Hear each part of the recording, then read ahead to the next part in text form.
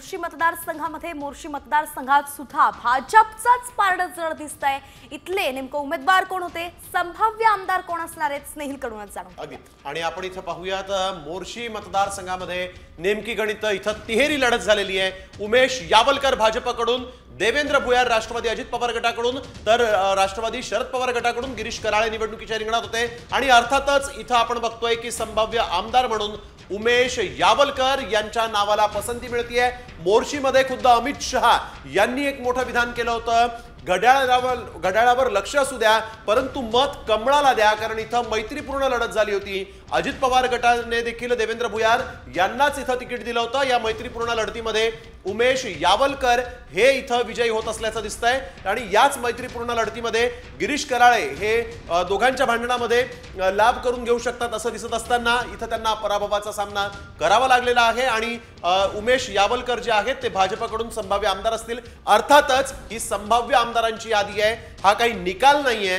निकाल उद्या साम टीव्हीवर आपल्याला पाहता येणार आहे, परंतु सध्या संभाव्य आमदार एक्झिट पोल नुसार आपण बघतोय उमेश यावलकर हे असणार आहेत। सध्या तरी आपण म्हणू शकतो की बोरशीकरांनी अमित शहा यांचं वक्तव्य जे आहे ते मानलं आहे। घड्याळावरती त्यांनी लक्ष ठेवलं परंतु मत जे ते भाजपला दिलं आणि म्हणूनच उमेश यावलकर इथून संभाव्य आमदार होताना दिसतात। याचीच कारणं काय आहेत आपण जाणून घेऊयात आमच्या प्रतिनिधींकडून। ते थेट आपल्याशी मोर्शीतून जोडले गेलेत।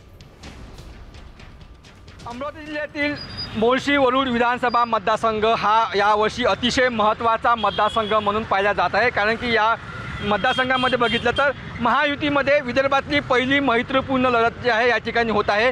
या ठिकाणी बघितलं तर भाजपाचे चंदू यावलकर व अजित पवार यांच्या गटाचे राष्ट्रवादी काँग्रेसकडून जे आहे जे देवेंद्र भुयार विद्यमान आमदार आहेत, ह्या दोघांमध्ये मैत्रीपूर्ण लढत होत आहे। तर राष्ट्रवादी शरद पवार गटाकडून या ठिकाणी गिरीश जे कराळे आहे ते निवडणुकीच्या रिंगणात आहे।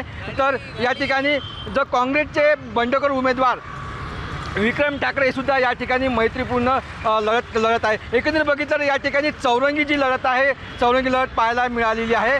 आणि या ठिकाणी मतांचं जे विभाजन आहे हे मोठ्या प्रमाणात दिसून आलं। एकंदरीत बघितलं या ठिकाणी जे आहे जे मताचं विभाजन जे आहे ते काँग्रेस असेल, राष्ट्रवादी काँग्रेस असेल किंवा भाजपा महायुती असेल, या संपूर्ण या चारही पक्षांमध्ये जे आहे दिसून येत आहे। एकंदरीत बघितलं तर हा जो मतदारसंघ आहे भाजपचे खासदार अनिल बोंडे यांचा मतदारसंघ आहे। या ठिकाणी देवेंद्र भुयार यांनी मागील 5 वर्ष प्रतिनिधित्व केलं, तर त्यापूर्वी या ठिकाणी जे अनिल बोंडे आहेत त्यांनी सुद्धा प्रतिनिधित्व केलं होतं। मात्र यावर्षी जे चंदू यावलकर आहे यांना किती मतं मिळतील, कारण की या ठिकाणी जे आहे जे माडी समाजाचे मतं जे आहे ते अतिशय निर्णायक ठरतात।